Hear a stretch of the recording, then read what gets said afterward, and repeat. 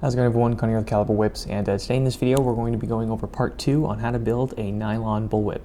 Now real quick, this whip is actually for sale on my eBay shop, so if you're interested in checking that out, I'll put a link in the description down below. But I highly recommend checking out part 1 if you plan on building this whip, because this is just the overlay and not the inside. So check out part 1 if you haven't seen it already, but otherwise here is part 2 on how to build a nylon bullwhip. Okay, so I have the overlay on the handle done up into the first strand drop. I'll show you guys how to drop the strands on the overlay. So I pretty much attached the strands as I normally would. This right here was just the strands. After I found the length, I divided that length in half and then cut one black strand, one cream colored strand, and then singed them together and put that on the whip. If you guys want to see how this is done, I believe Nick Schrader has a tutorial on this particular kind of pattern design, so you guys can check that out. I'll put a link for his video if I can find it in the description, otherwise you guys are gonna have to find it on his channel. But basically I attached them as we would with the other belly, so I found the halfway point and glued it on. And the strand lengths for the overlay are two 19-foot sections, one 16-foot, 14 foot, 11 feet, 9 feet, 7 feet, and 5 feet. As you can see, I have them listed right here, so be sure to mark those down. So basically, for this particular pattern on the handle, if you guys are wondering how to do this, basically after you have 8 strands on each side, you basically go under 2, over 2, under 2, over 2. So basically you kind of serpentine through the strands. So we go under 2, over 2, under 2, over 2, like this right here. And that would be how it's done. It's kind of complicated at first, so if it seems a bit too intimidating, you can just skip this all together and go straight to this herringbone pattern, which is basically just under 4, over 4. Really easy to do. Okay, so we're ready to drop the first strands on the overlay of the whip. So we have our super short strands right here, and we're going to drop these 2 strands right here. So what we're going to do is we're going to go through and make sure everything is super tight by pulling down. And dropping strands on the overlay is particularly difficult because if you pull too tight, it'll form, you can see it on the finished product, and if you pull too loose, you can see it on the finished product. So it's fairly complicated, but don't worry, it takes practice as with everything. And once you do it, dropping strands becomes completely unnoticeable. Okay, so what I usually do is after I move these strands in front, I take the strands behind it, or I take the strands that were in front of it and pull it back really tight, then take hemostats and clamp them down. Because now the forward strands are super tight, and then I just pull the drop strands just enough where there's tension, but not too much where it slips under the overlay. So I'm going to take this little screwdriver right here and then kind of work that up, because we want to make sure that it doesn't slip under, but at the same time it's not too loose. That seems to be pretty good. And again, this takes a lot of practice and a lot of time to master. Okay, so I'm going to be clamping these strands down. Snipping them. I'm going to be snipping them really short. One of them is going to be longer than the other, just to help it with the tapering. And then I'm going to take my cigarette lighter and gently torch it. I think I said cigarette lighter, I meant to say cigar lighter. Okay, here's where it gets a little bit difficult. I'm going to take some glue and clamp and press down these strands, making sure I don't get a bunch of glue on my fingers.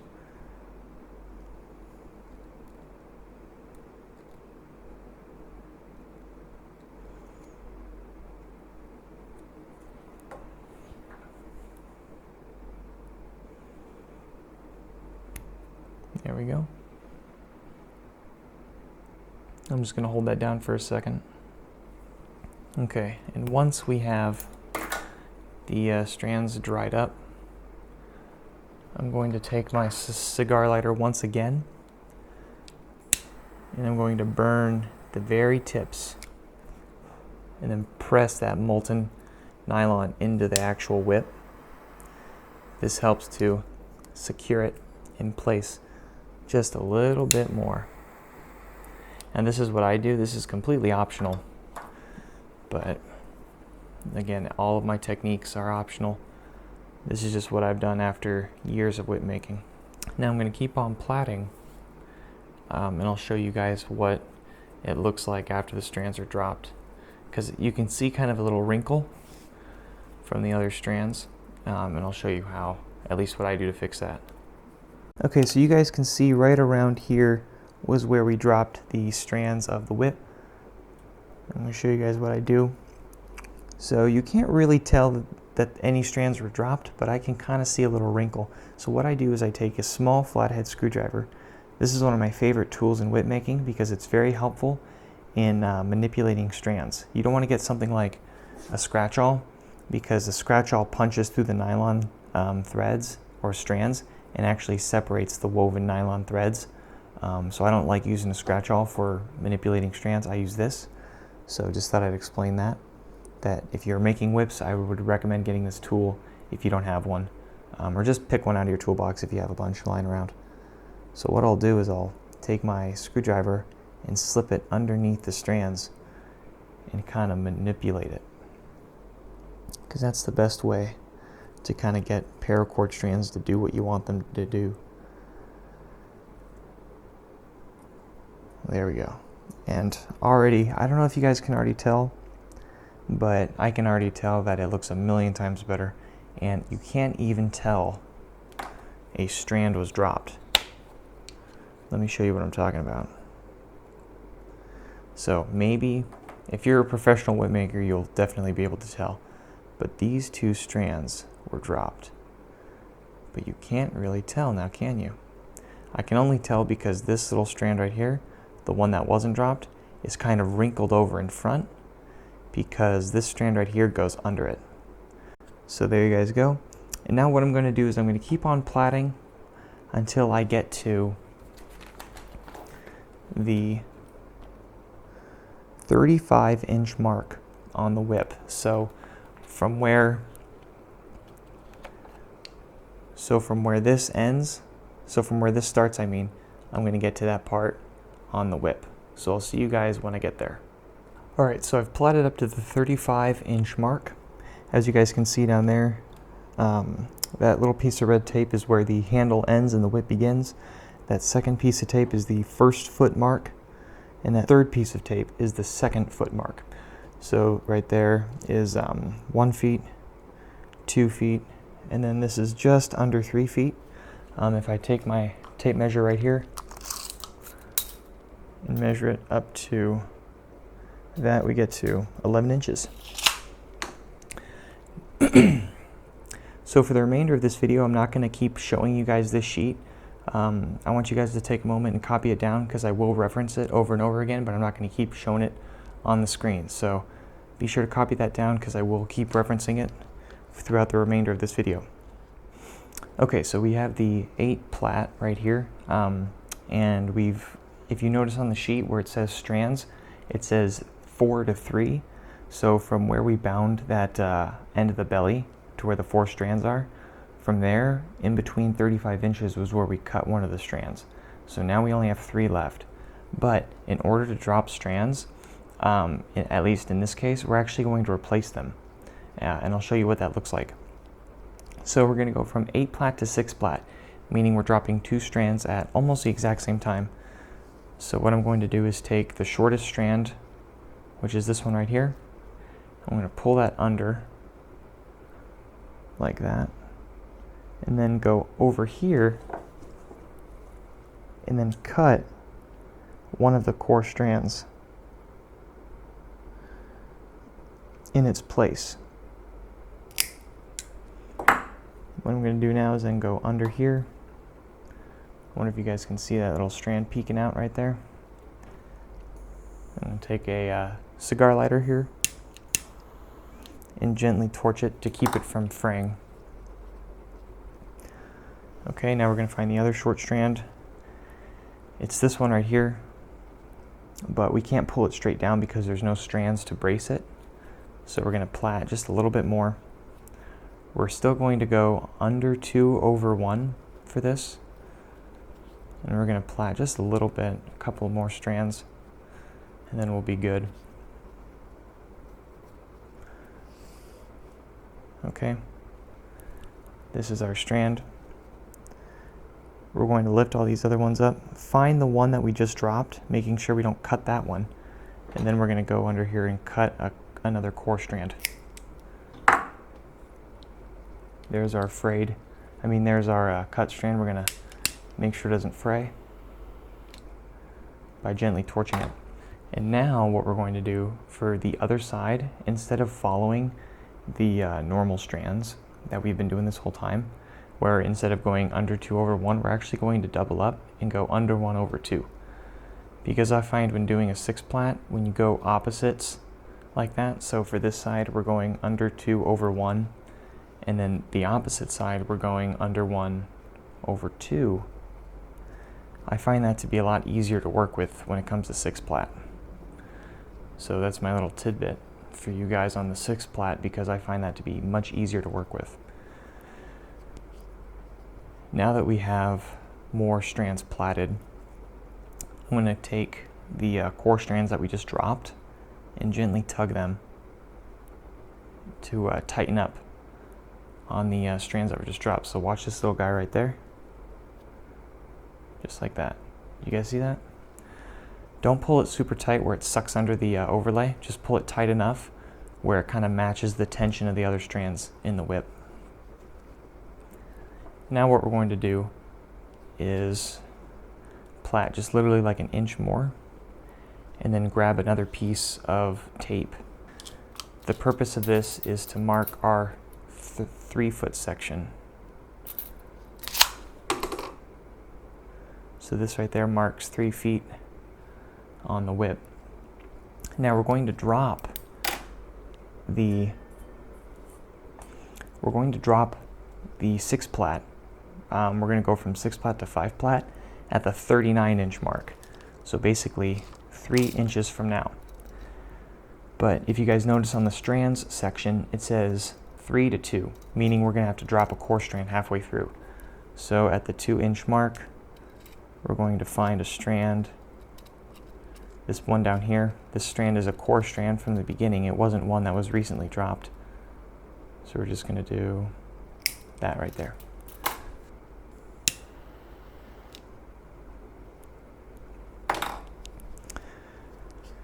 Now we're going to keep on plaiting until we get to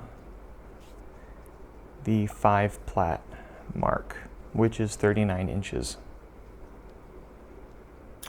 Alright, so we've reached the 39-inch mark, so there's our piece of tape right there. And if we look, 3 inches. So what we're going to do now is we're going to cut one of the core strands, because we're going to drop another strand. So we're going to drop this one right here because it's one of the shorter ones that we have. So I'm going to undo this strand because it's covering it. There we go. So we are going to drop this strand right here.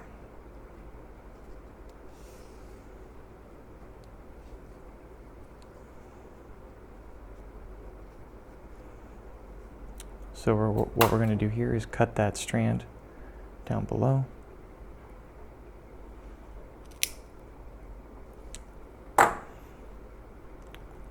Then take our cigar lighter and singe those strands. Just like that, now we've reached the 5-plait. So for 5-plait, I like to go under 1/1 on one side, and then I go under 2/1 on the other side. I'm going to take that strand that we just dropped and pull it. So here we go. I'm going to tighten that so you guys can watch it. just like that. Now I'm going to keep on plaiting until we get to the 43-inch mark. Okay, so we've reached the 43-inch mark and we're ready to drop the 5th strand on our 5-plait overlay. Now as you can see, I have 1 strand left because halfway through that transition from 6-plait to 5-plait, we were plaiting 5-plait for 4 inches. Halfway through that, I dropped another strand. So we were only down to 1 strand. And we're going to drop this strand right here because it's on the side with the most strands, of course. We're not going to drop any of these guys. We're always dropping the side with the most strands if you have an odd number of strands here. And as I said before, for 5-plait, I like to go under 1 over 1 when there's 2, but then we go under 2. So for example, we would go under 2 over 1. That's what we would do. So what we're going to do is we're going to drop this strand in the middle right here. Nothing new before, we just cut that coarse strand out, singe it with a cigar lighter, making sure that it doesn't fray. Bring that strand up front, that core strand. We're going to bring the overlay strand and turn it into a core strand. That's what I meant to say. Then we basically just double that up because it's going to form that little double, and that's okay. It does not affect the way the whip performs. If you have a bunch of particular patterns, it may alter with it a little bit, but if you know what you're doing, it's pretty easy to hide. So we're just going to plait for like 1 inch, and then we're going to pull that core strand tight so it doesn't form a kink. Because what happens is if you guys don't pull this core strand, what's going to happen is it's going to form like a kink in the overall length of the whip because there's loose tension. Because if all the strands are as even as possible, you don't have to worry about a kink in the whip. So what we're going to do is we're going to pull that tight like this. There we go. Now it's a lot more consistent with the overall tension of the other strands. Now what we're going to do is we're going to keep on plaiting. Now we go from 1 strand to 0 strands in the core for the 4-plait. So what I'm going to do is I'm actually going to take my tape measure right here and measure it from the 36-inch mark, which is right there. And I'm going to find the 1 foot. So there's 1 foot. And I'm actually going to go up to there.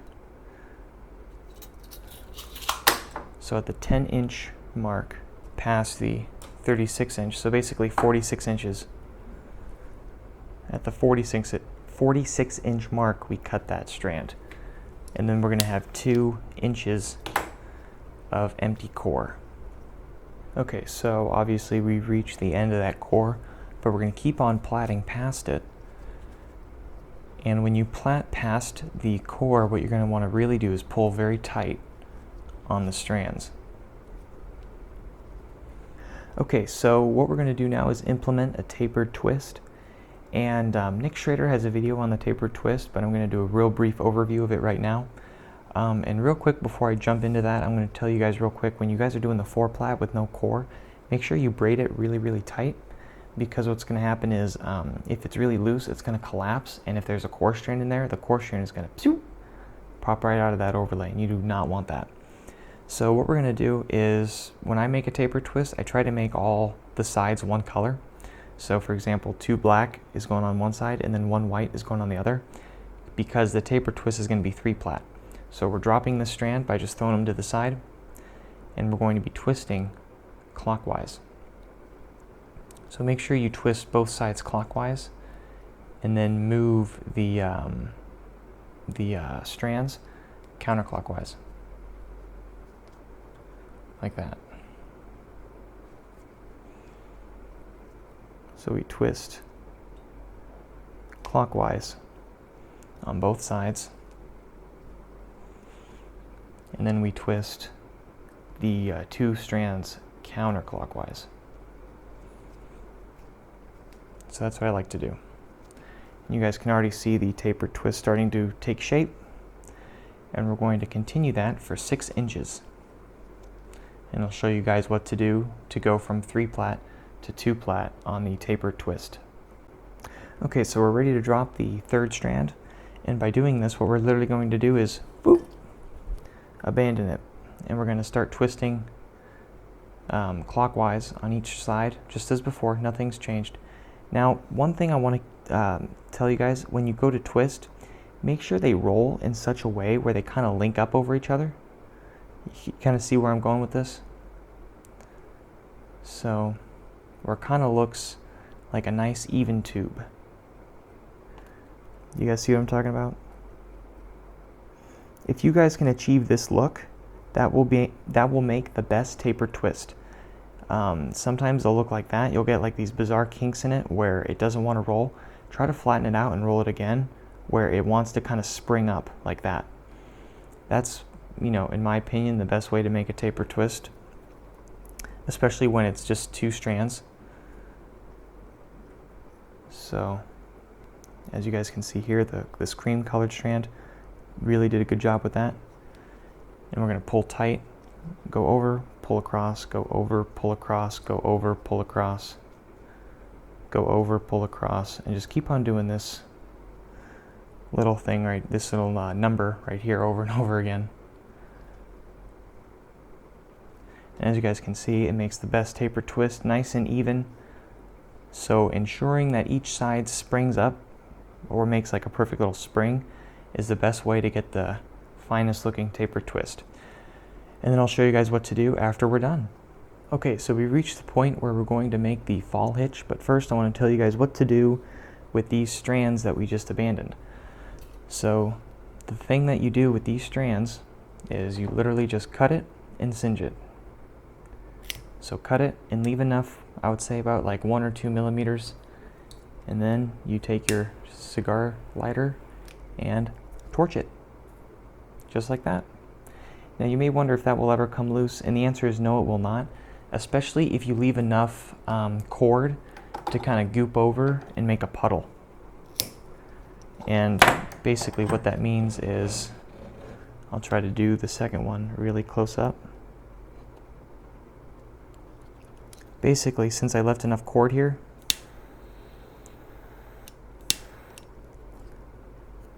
that's going to kind of goop over and make it so that it kind of hooks over and enables it from ever coming loose. You guys kind of see that? Anyway, now what we're going to do is tie on the fall hitch. Now this is kind of particular, so I'll show you guys how to first make the fall, and then I'll show you guys how to make the fall hitch. Okay, so to make the fall, what we're going to need is a 3-foot section of parachute cord. Make sure that's gutted, meaning you take out the inner strands.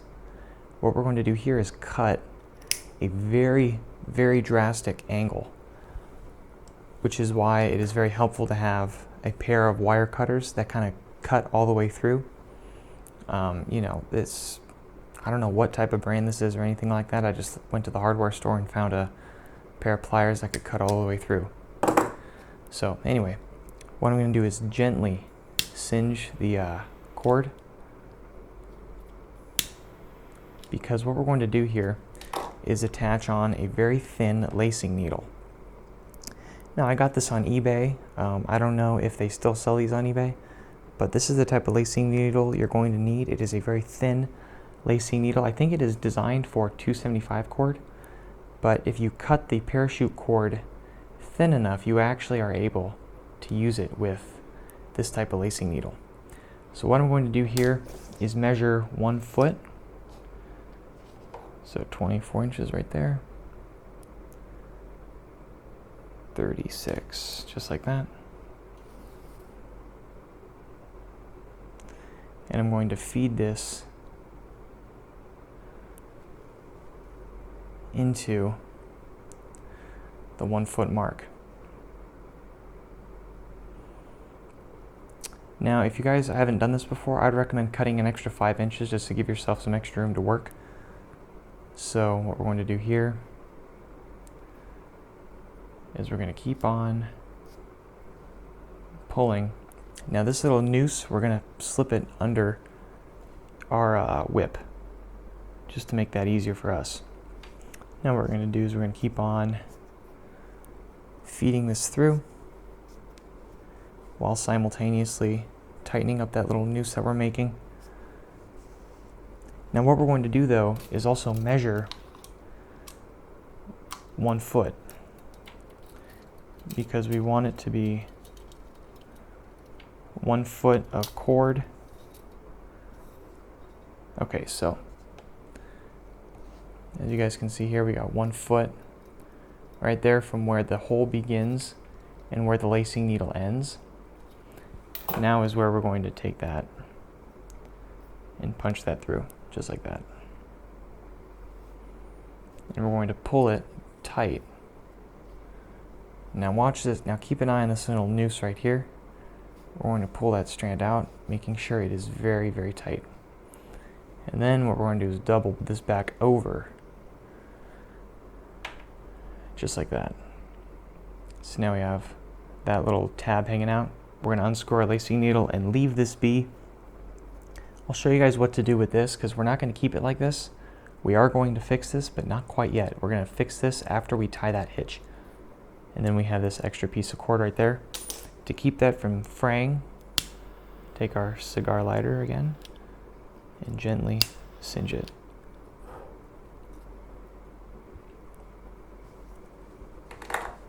Now let's tie on this fall hitch. Okay, so this particular fall hitch is very weird. So what we're going to do is take our little fall and put it behind the business end of our whip, if you will. We're going to take the left side here, bring that around the back like that, and then take our right side, bring it around the back over the cream strand, or the strand that we just worked with. We're going to pull this down a little bit and then kind of gently pull everything kind of tight. Now we're almost done. To keep everything from moving around, we're going to take our hemostats, push this up under the fall that we have,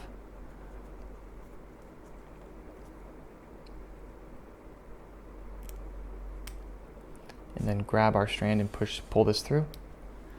Take our hemostats again, push that under the whip or under the fall. Grab that. I usually like to take one prong, shove it inside the strand, and then grab it from the outside. This kind of makes it easier to work with. And there we go. Now what we're going to do is pull each strand super tight, as tight as humanly possible. And then we're going to pull the fall. Okay, now is where we take the fall. We're going to slide our fingers across as hard as we can, because this pulls the tension out on our little tab that we have here. Now we're going to take this, pull it out about like 1.5 inches or just 1 inch, and then cut under it, just like that. Because the purpose of this, and we're going to quickly, and I do mean quickly, fray it, poop, just like that. Then we're going to pull tight again, and now watch what's going to happen to this little tab. It's going to go whoop right underneath the fall. There we go. As you guys can see here, it's thick and then it gets thin. That's what we're looking for. And then we take the 2 tabs right here, save about 1/2 inch to 1 inch, and then cinch it.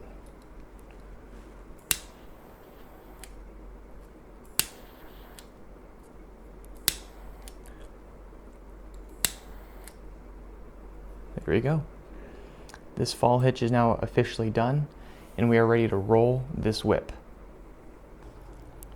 So the whip is done, and now we're ready to move on to the Turkish knots. So for the transition knot, all you're going to need for the foundation is a piece of parachute cord about 1 foot long, and you're going to need some tack nails and a little bit of electrical tape. So let's get started. What we're going to do is take a little piece of the frayed end, cut that off. Now this was a piece of parachute cord scraps that I got from the overlay. Once I trimmed it and threw it in the garbage, I just picked it right back out. So don't get a new piece of cord, because odds are you're going to have a scrap piece lying around. So I'm going to find where the diamond plait ends and the herringbone begins, and I'm going to gently melt that right into the foundation, just like that. wrap it around as straight as I can. And then I'm going to cut that.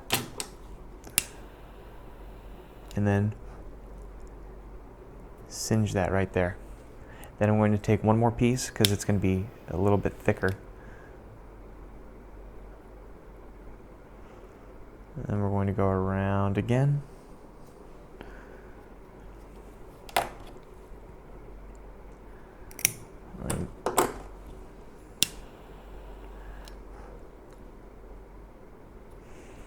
There we go. Now I like to kind of off do it, like kind of stagger it. Don't make them on top of each other, just to make it smooth out a bit more. And now to keep this from sliding around, now obviously we know that this is not going to go anywhere, but to make sure it doesn't slide around, we're going to use tack nails. These are the types of tack nails that I like to use, number 19 by 1/2 inch. I always find these to be the smallest and the best for driving into whips. So I'll take a pair of pliers, I'll hold it, do a little bit of that push. There we go. And then I'll do probably like 5 more. All right, so there we go. We've just finished putting tack nails into the foundation. And now what we're going to do is take a piece of electrical tape. I'm going to cut probably about 6 to 8 inches with these scissors here, because we're actually going to cut it in half to make it easier on us. Okay, once you have the 2 halves, what I'm going to do is kind of double them up like this. And then I'm literally just going to wrap this around the foundation. Now, some people may be wondering why I am advocating using electrical tape, because in the past, I myself have been on the no electrical tape bandwagon, because electrical tape is actually not good for a whip. The reason for that is that electrical tape over time does not take the elements very well, so it degrades and it breaks down. However, the problem with electrical tape is that it's used in the transition of the whip, where it moves and it breaks down and the glue kind of slides on itself, and it's not very good. If you use it in something like the foundation of a Turkish knot, however, that's a different story. The transition knot here, if we have a piece of electrical tape, it kind of smooths out the sharp, jagged curves of the foundation, and then the tightness of the knot is kind of plaited over and then kind of sealed shut over this. So this is not really a big issue, so I wouldn't worry about this. Alright, so the foundation is now completely finished. We're going to tie a 5x4 Turkish knot. If you guys don't know how to tie that, be sure to look around on YouTube. I'm not going to show you guys how to tie it in this video for sake of time. So a 5x4 Turkish knot is very easy to tie. There's plenty of videos on it, so I'm not going to do it in this video. And then for the heel knot of the whip, what I've gone ahead and did was I used this artificial sinew and tied it off just an inch under from where the handle begins. And then I used this razor blade to cut off all the strands. And then I used electrical tape to tie it up to keep it from kind of moving everywhere. I'm going to use a saw and actually cut this metal piece off, but I thought I'd leave it on real quick just to kind of show you guys before I do that. Just kind of show you how far I've moved down the whip. I prefer cutting off the strands and then cutting off the metal handle separately. That's just my preferred method. So I'm going to show you guys how to go about tying the foundation of the heel knot, because there's a different way I like to do heel knots. I like to use a flat braid. Okay, so we're ready to braid the foundation of our Turkish knot. However, I'm not going to sit here and braid the entire thing. I'm just going to show you how I get started. So what I'm going to do is I'm going to cut 7 8-inch sections of parachute cord, and I'm going to gut it. So what I'm going to do here is I'm going to start with, because there's 7 of them, there's going to be 4 on one side, 3 on the other side. I'm going to take the side with 3 of them, and I'm just going to literally go over, under the entire time. Just like that. So we go over, under, and then we're going to take the other one, we're just going to go over, under, and then take this other one, do the opposite again, over, under, just like that. Now as you guys can see here, as we pull them all tightly, you can see the braid starting to take shape. Now see this in the middle? The middle one right here is the number 4. We're going to go over, under, just like that. You guys see that? So for this right here, since it's this side is going that way, we're going to take the other side and go the other way. So to know if you're supposed to go over or under, just do the opposite of whatever the strand next to it is doing. So this strand right here is going over, we want to go under. You guys see what I'm doing? And you literally just want to start braiding back and forth. It's very hard to explain, you just kind of have to pick it up, but hopefully that's kind of clear enough for you guys to know what's going on. But it's very simple, it's just an over-under sequence. It's not that complicated. And once you pick up the pattern of over, under, you can pretty much expand it to any braid you want, because all it is over, under. What I'm going to do is I'm going to keep on braiding, and I'll show you guys how to install this particular braid onto the heel knot of your whip.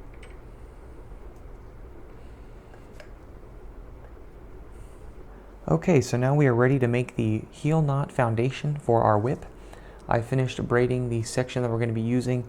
If you want to know how long it is, I would say it's probably about 5 inches. It's 5 inches exactly.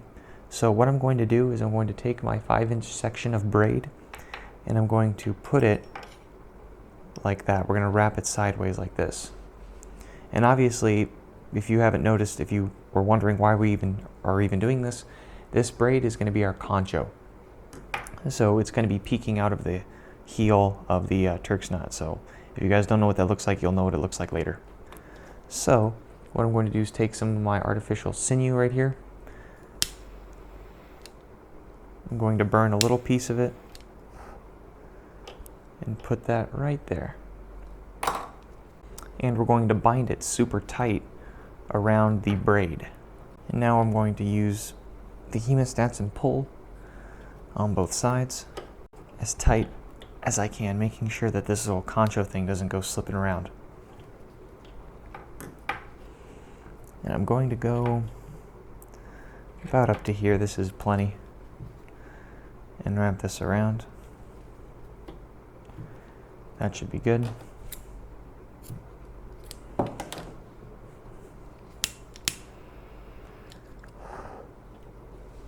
Perfect. Now, what we're going to do is take our strands that we have, we're going to unbraid it like that. Same thing with the other side. And we are going to cut it all off. We're going to save these little pieces though, because we're going to use them again somewhere else. Okay, so the next part is going to be very difficult because we have to make sure that both sides are even on this whip, which they are. And you guys can see the little concho starting to take shape, which is what we want. I'm going to quickly singe these little strands though, making sure they don't, fray and get everywhere. There we go. Okay, I'm going to take a piece of artificial sinew, nice and long, because I'm not going to sit here and try to work with a giant spool of it while I do this next part, because this next part is very difficult. I'm going to take 3 strands of this cord and double it up over itself. Okay, kind of like that. And the purpose of this is we're going to even out this side or this gap that we have. And this is not easy to do. This is very difficult to kind of maneuver just right, because the strands don't want to sit out, they don't want to sit over themselves, and they don't like to behave.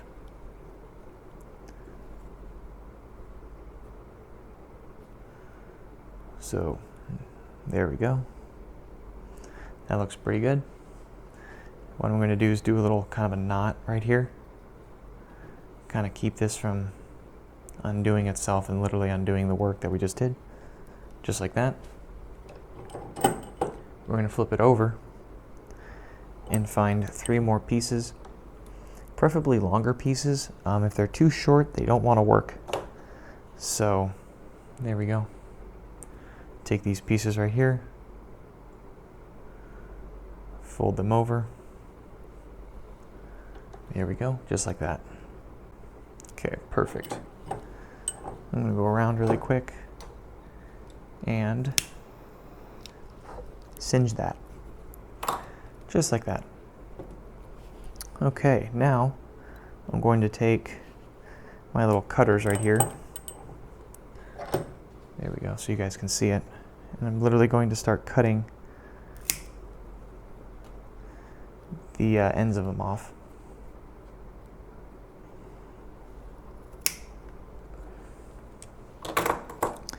I'm going to singe that to match it with the rest of the heel. There we go.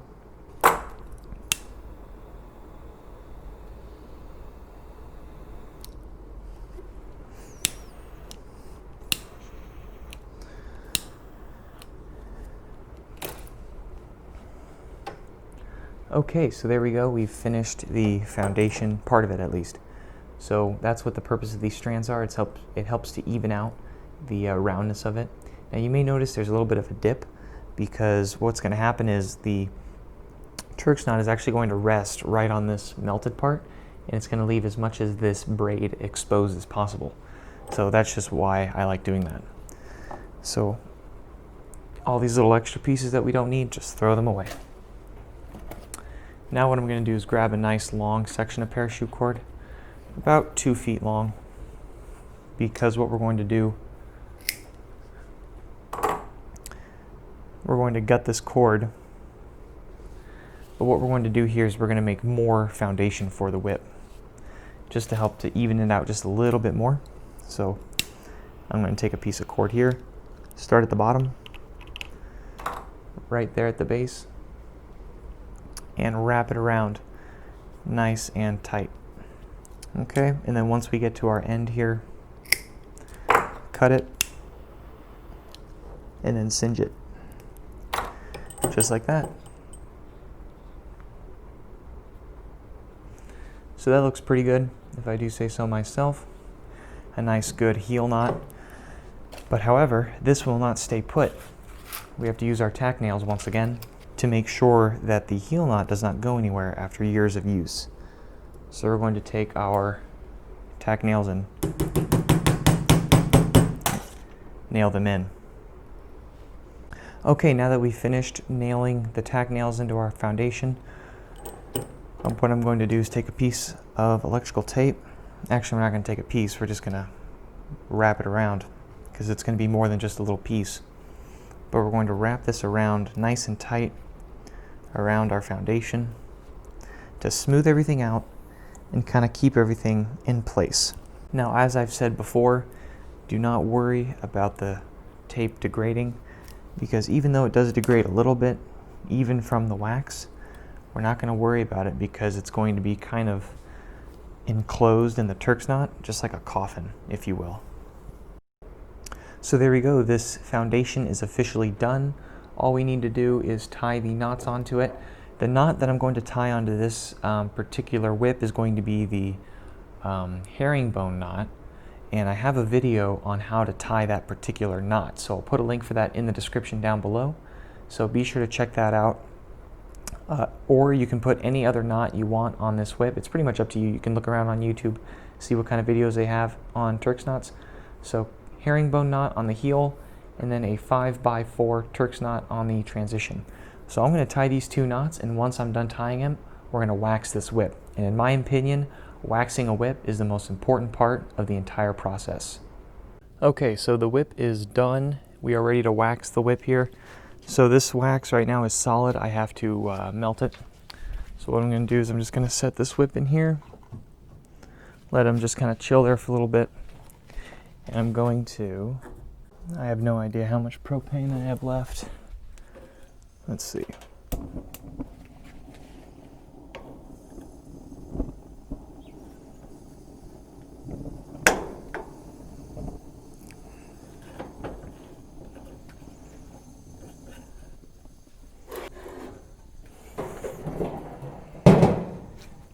All right, I'm going to let that cook for like 30-ish minutes, maybe a bit more, to depending on how long it takes. I usually have this on low. If you guys want to see a more in-depth video on how to wax whips, I do have a tutorial on how to wax whips on my YouTube channel, so be sure to check that out. I'll put a link in the description for that video as well. So I'm just going to let that cook for a little bit, and I'll get back to you guys when it's done. Okay, so the wax is completely melted, and I'm just going to submerge the whip in the wax.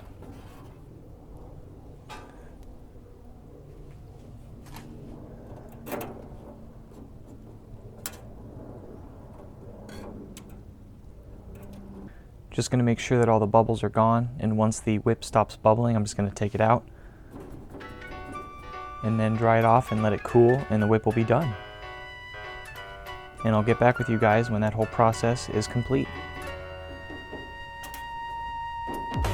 Well, that does it for the tutorial. If you liked it, be sure to like, comment, and subscribe, and as always, I'll be seeing you guys in the next video.